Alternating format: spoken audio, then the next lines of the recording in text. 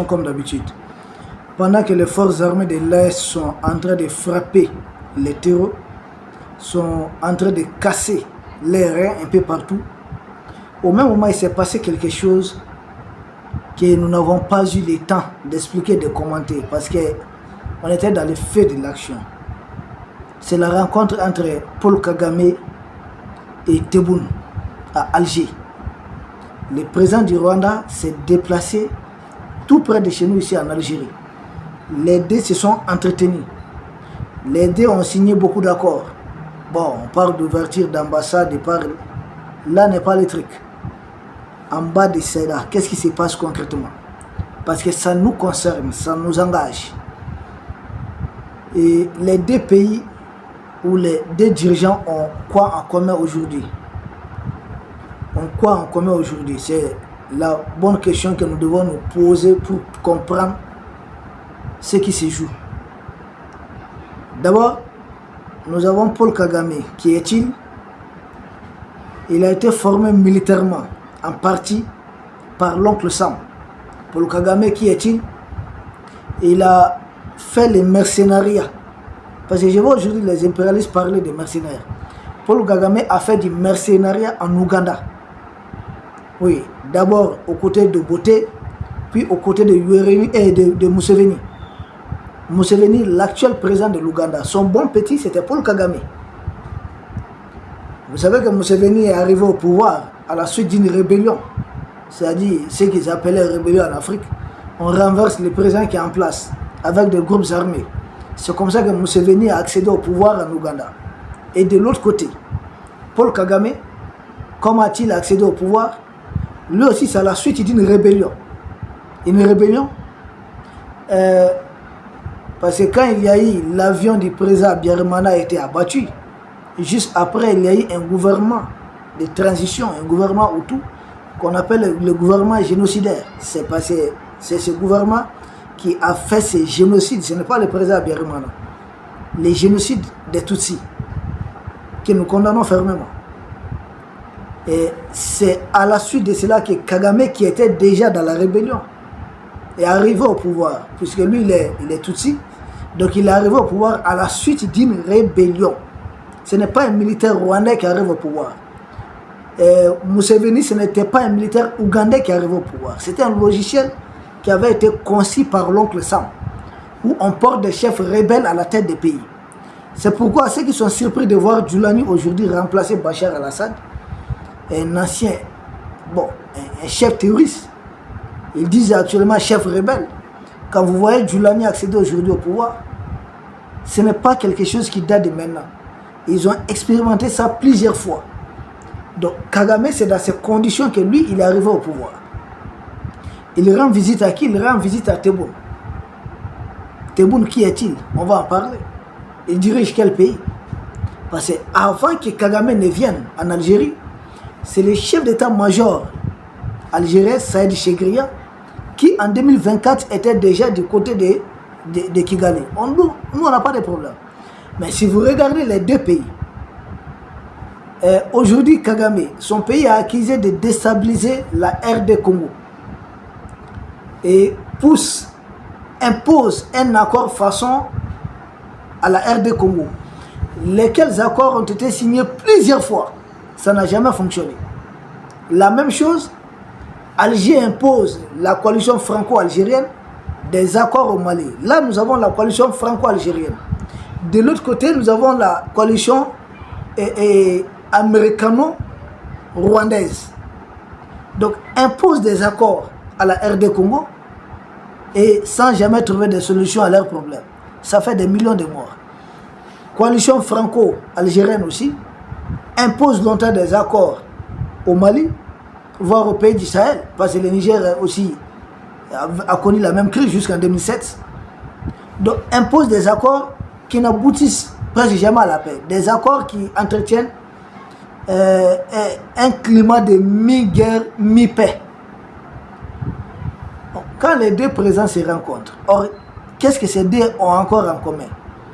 Kagame a accusé de faire la guerre à l'est de la RDC pour piller les ressources telles que le cobalt, le coltan et autres, et les exporter pour les besoins des ordinateurs, téléphones portables et autres chez l'oncle Sam.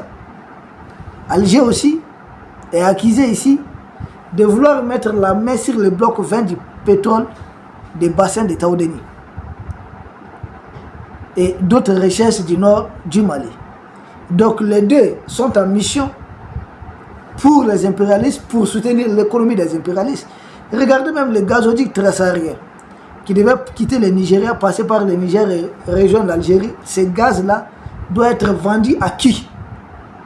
À l'Union européenne. Nous, ça nous interpelle.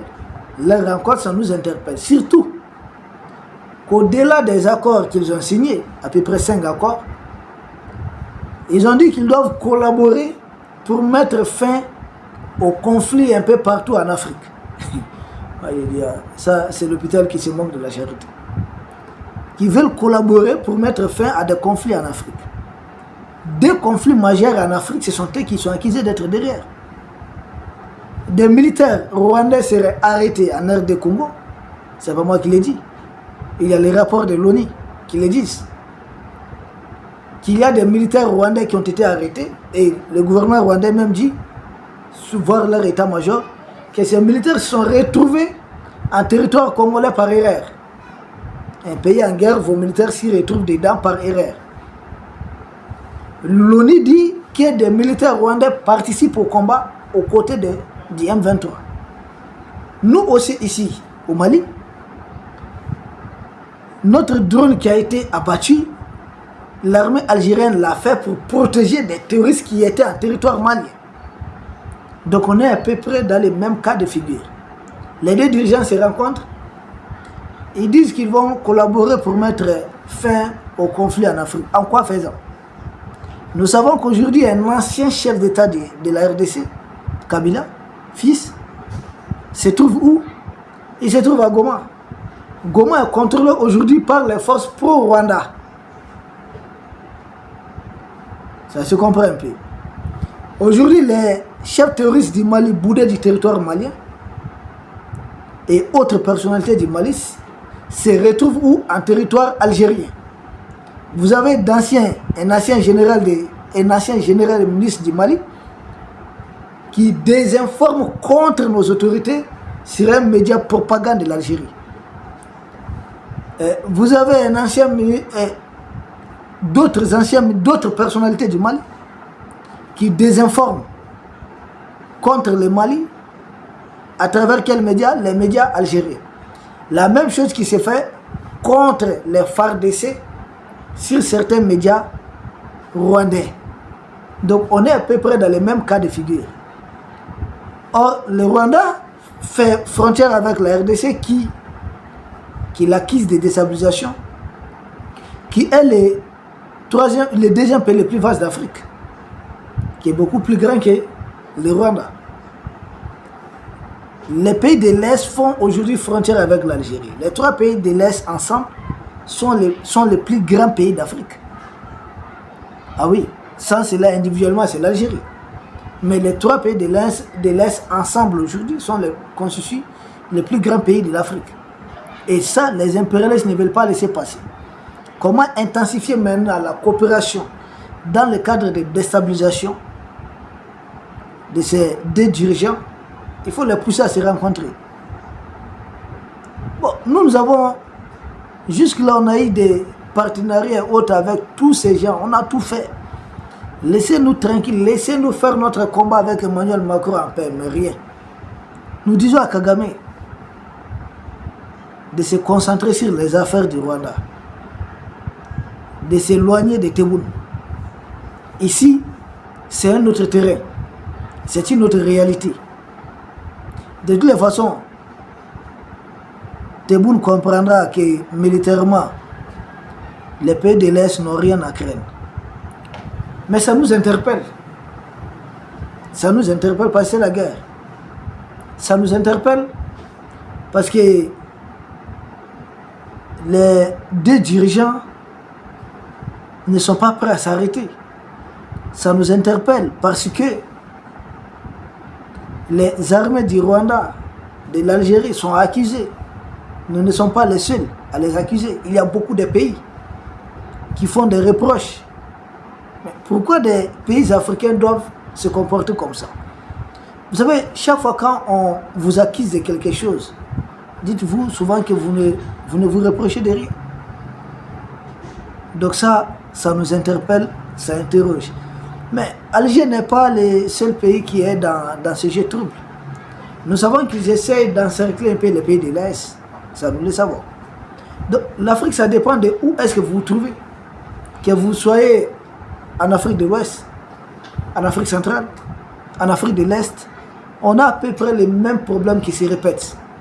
Où d'autres pays africains viennent s'embourber dans quelque chose pour se battre pour les intérêts des impérialistes.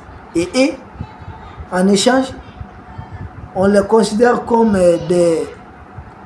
des leaders influents de la sous-région. Vous n'êtes pas des leaders influents. Vous êtes tout simplement des leaders manipulateurs de la sous-région.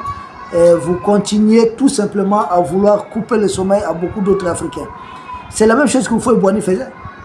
Houphouët-Boigny seul est parvenu à déstabiliser combien de pays africains pour le compte des impérialistes. Mais où se trouve-t-il aujourd'hui? De la même façon qu'Houphouët-Boigny, Blaise Compaoré, qui a servi de véritable base arrière aux hommes de Guillaume Soro et d'Alassane Dramane Ouattara. Où se trouve-t-il aujourd'hui? Jusqu'à quand les Africains vont continuer à se comporter comme ça? Juste pour la gloire, juste pour le confort, juste pour le luxe du pouvoir, juste imbus de leur personnalité. Vous vous souvenez de Mobutu, qui était à la tête de la RDC, à l'époque le Zaïre. Mobutu était la principale base arrière de la déstabilisation de l'Angola. Jonas Savimbi trouvait refuge fréquemment chez lui, au Zaïre. Il était ravitaillé à partir du Zaïre. Mais où se trouvent aujourd'hui Savimbi et Mobutu? Ils sont partis. Mais regardez tous ces morts qui ont été occasionnés dans ces conflits. La même chose continue. L'Africain, quand on dit l'homme est un loup pour l'homme, c'est l'Africain qui est un loup pour un Africain. C'est ce que ça veut dire purement et simplement. Des dirigeants africains qui se plaisent à dire qu'ils vont recevoir des investisseurs tant qu'ils continueront d'aider à déstabiliser leurs voisins. Et ils disent, nous on est prospères, vous n'êtes pas prospères. C'est de l'argent sale. C'est les gains sales. Votre prospérité, c'est parce que vous vendez d'autres. Votre prospérité, c'est parce que vous profitez pour déstabiliser d'autres. Ne le faites pas, travaillez à la sueur de votre front. Maintenant, au lieu de cela, c'est ça. C'est le comportement de Kagame et puis Tebboune. Tebboune qui fait croire à son opinion. Parce que quand ils veulent nous attaquer sur les médias chez eux, ils font ça dans leur langue. Mais ils mentent à leur opinion.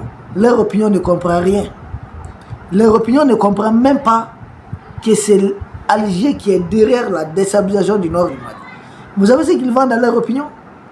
Ils disent que c'est un problème Touareg qui se trouve au Mali. On n'a pas de problème Touareg ici. Nous avons des Touaregs haut placés au niveau de la police, au niveau de l'armée, au niveau du Parlement, au niveau du gouvernement. Nous avons des Touaregs à tous les niveaux, des gouverneurs qui sont Touaregs, gouverneurs de région, les premiers responsables. Et j'ai tout indiqué que l'actuel gouverneur de Kidal, mais c'est un Touareg. Des Arabes sont des gouverneurs. Il y a Oulmedou. Non, on ne connaît pas des problèmes Touareg, Arabes ou Pel. Non. C'est de l'instrumentalisation. C'est un narratif qui vise à recruter contre le Mali, stigmatiser le Mali, stigmatiser les pays de l'AES. Ça fait combien de temps que nous vivons ensemble tranquillement? Vous savez, la présente émission, je suis en train d'enregistrer ça dans le salon d'un ami qui est un Pel. Nous n'avons aucun problème Pel ici, ça n'existe pas. C'est une fabrication de toutes pièces pour trouver une façon d'opposer des Africains dos à dos et puis continuer et puis exploiter ce qu'ils veulent exploiter, c'est tout. Nous n'avons pas de problème Touareg ici. C'est de la manipulation. Tous les Touaregs républicains sont là, ils vivent tranquillement. Moi, j'ai des amis Touareg. Mais c'est ce que les dirigeants algériens, les médias propagande algériens font croire à leur opinion. Et ça, il faut démonter ces narratifs. Nous n'avons pas de problème algérien et Touareg ici. Ils disent, ils sont même allés demander à l'ONU une zone d'exclusion aérienne au nord du Mali. Mais nous, on n'a pas de problème avec. Est-ce que vous avez un problème noir là-bas? Nous, on ne se mêle pas de telles choses. Ce qui se passe dans notre pays, ça n'engage que notre pays. Ça ne vous engage pas. La même chose, Paul Kagame fait croire à son opinion qu'il y a un problème Tutsi à l'est du Congo. Mais les Tutsis habitent l'est de la RDC depuis combien d'années même? Et en quoi il y a ces problèmes? Est-ce que lui n'a pas intérêt à créer ces problèmes pour justifier les opérations militaires, empêcher l'État congolais de faire exploiter légalement ses ressources pour que cela profite au développement? Si vous voyez le niveau de vie en RD Congo, ces pays scandale géologique, vous n'allez pas croire. La RD Congo aurait été un pays européen ou bien asiatique, mais ça serait le pays le plus riche du monde. Naturellement, la Russie et la RD Congo sont les pays les plus riches du monde, naturellement. Mais regardez, l'écart de développement entre la Russie et la RD Congo, on peut en parler? Pourquoi? Parce qu'il a, depuis l'indépendance, depuis l'histoire de Katanga, Kasai, jusqu'à actuellement le Kivu, ça a été toujours comme ça. Le Mali aussi, il y a toujours eu ces gens qui tiennent à déstabiliser notre pays. On dit que c'est une minorité qui serait, je ne sais pas, malmenée. Mais la partie revendiquée correspond aux 2/3 du territoire malien. Comment est-ce qu'une minorité peut revendiquer la majorité du territoire du pays? Est-ce que c'est une minorité? Ce n'est pas une question de minorité. C'est une question de gaz, de pétrole. Les ressources en question se trouvent dans les 2/3 du territoire de notre pays. C'est de cela qu'il est question et c'est cette réalité qui est cachée. Et c'est pourquoi, quand ces deux dirigeants se rencontrent, ça nous interpelle parce qu'il s'agit de nous. Nous sommes concernés. Ah oui. Or, quand on est concerné, tout ce qui nous concerne, si cela se décide, ça se discute sans nous, évidemment, c'est contre nous. On ne peut pas rester les bras croisés. Nous autres dirigeants de l'Est, cette histoire-là, parler, ça ne suffit pas. Il faut juste prouver qu'on a du répondant en face. Cette solution, elle est militaire. C'est pourquoi la RDC concernée par le cas rwandais, j'ai tout à appeler. Ces pays allaient vers des partenariats sincères. Président Tshisekedi, trouver des partenaires sincères. Vous êtes allé voir sans doute l'administration Trump. D'accord. Mais l'administration Trump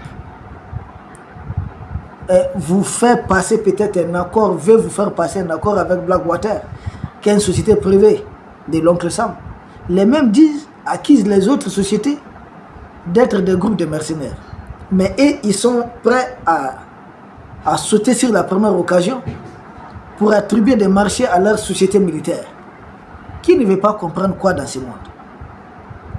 Et Africom dont on parle, Africom, son chef était à Alger. Le chef d'Africom, Michael Langlais, était à Alger. Et c'est 3 jours après son départ qu'il y a eu l'embuscade très meurtrière contre nos forces de défense et de sécurité à Tenzawater. Nous n'avons pas oublié. Nous n'allons pas oublier d'ailleurs. Et nous continuerons cette communication. Nos enfants grandiront avec ça. Nos petits-enfants auront cette information. Le Mali monte en force. Nous montons en force. Et certaines impunités prendront fait, sont en train de prendre des gens faits. Peuple d'Afrique, la rencontre entre Kagame et Tebboune à Alger, elle est tout simplement un plan de déstabilisation, un partage d'expérience. Regardez même les accords, les fameux accords d'Alger et les fameux accords voulus par l'M23, c'est la même chose. L'M23, c'est la même chose. Dans les deux cas, on réclame beaucoup plus d'autonomie. Plus d'autonomie pour s'auto-gérer. Or, quand on a plus d'autonomie, dans les autonomies en question, ils ont la capacité d'attribuer les marchés du sous-sol. Toute la guerre se tourne de ça. Dans l'accord d'Alger, on dit que dans les régions du nord du Mali, les gouverneurs doivent être élus au suffrage universel direct. Et que ces gouverneurs-là pourront attribuer les marchés du sous-sol sans consulter même le gouvernement central. Mais ce n'est pas une indépendance. Ça. Et à qui ces groupes armés vont attribuer ces marchés? Mais à ceux qui les ont aidés à accéder, à déstabiliser jusqu'à avoir ces statuts. Et qui les a aidés? C'est la coalition franco-algérienne. Donc, quand vous voyez des pays comme l'Italie et autres là impliqués, Espagne, chacun attend sa part de morceaux. Mais venez par la grande porte. Alger ne va jamais, ne paye jamais attribuer des marchés en territoire malien. Ça ne va pas fonctionner. Attribuer des marchés via des proxys qui sont en train de créer au nord de notre pays. La même chose que Kagame veut du côté de l'est de la RD Congo. Des accords où on dit beaucoup de policiers seraient, les combattants du M23 deviendront des policiers, deviendront des militaires qui seront sur place. Dans l'accord d'Alger aussi, c'est la même chose. On dit que tous les combattants franco-algériens seront intégrés dans l'armée malienne, mais resteront prioritairement dans les régions du Nord. Il y a quoi d'autre? Ils ont les mêmes maîtres, c'est élaboré au même niveau. Oui, ils ont les mêmes maîtres. Qui ne comprend pas, c'est-à-dire les ficelles sont tirées à quel niveau? Quand vous avez vu le parlement de l'OTAN à Alger, c'était pourquoi? Et moi, ce qui me surpasse souvent, c'est quand je vois des trolls algériens dire que non, vous êtes avec les Émirats Arabes Unis, vous êtes avec, je sais pas, Maroc, vous êtes avec Israël. Mais vous êtes avec les Américains. Vous, Algériens, aujourd'hui, vous êtes avec les Américains, avec l'Union européenne. Vous travaillez pour eux, contre nous. S'il y a des gens aujourd'hui manipulés dans la sous-région, qui sont-ils? Quel est le pays qui travaille à déstabiliser? Est-ce que vous avez une fois entendu que le Mali travaille à déstabiliser l'Algérie? Vous l'avez entendu une seule fois? Ça n'a jamais existé. Avez-vous entendu une seule fois que le Niger travaille à déstabiliser l'Algérie? Que le Burkina travaille à déstabiliser l'Algérie? Ça n'a jamais existé. Alors pourquoi Alger travaille à déstabiliser et le Maroc, et le Mali, et la Libye? Pourquoi seul ces pays tient à déstabiliser tous ses voisins? Et quand on parle, vous dites non, c'est tel qui est derrière, qui est derrière, mais qui est derrière vous? Qui vous met en mission pour déstabiliser? C'est ce que j'ai dit une fois. Les chefs terroristes qui nous déstabilisent, leur grande majorité, ce sont des Algériens, ce ne sont pas des Maliens. Ce sont des Algériens. Parce que nous connaissons l'histoire. Nous connaissons en tout cas cette histoire. Nous savons que quand le parti FIS a gagné son élection en Algérie, qui a gagné les élections en Algérie, l'État algérien ne voulait pas de ces partis islamistes au pouvoir. Ils ont contribué à créer le GIA, le groupe islamiste du Sali, groupe islamiste armé. Le GIA a été créé dans ce cadre.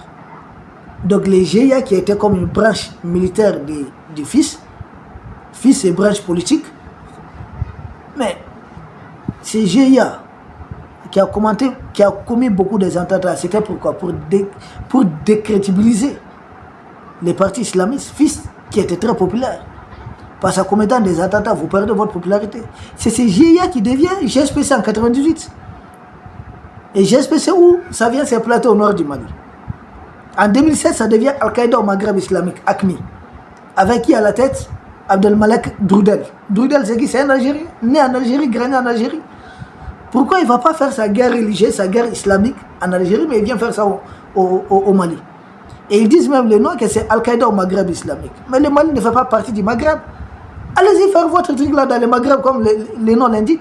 Mais en quoi le fameux Al-Qaïda au Maghreb islamique aujourd'hui se trouve en territoire malien, burkinabé et nigérien? Pourquoi? Aucun de ces pays ne fait partie du Maghreb. Aucun.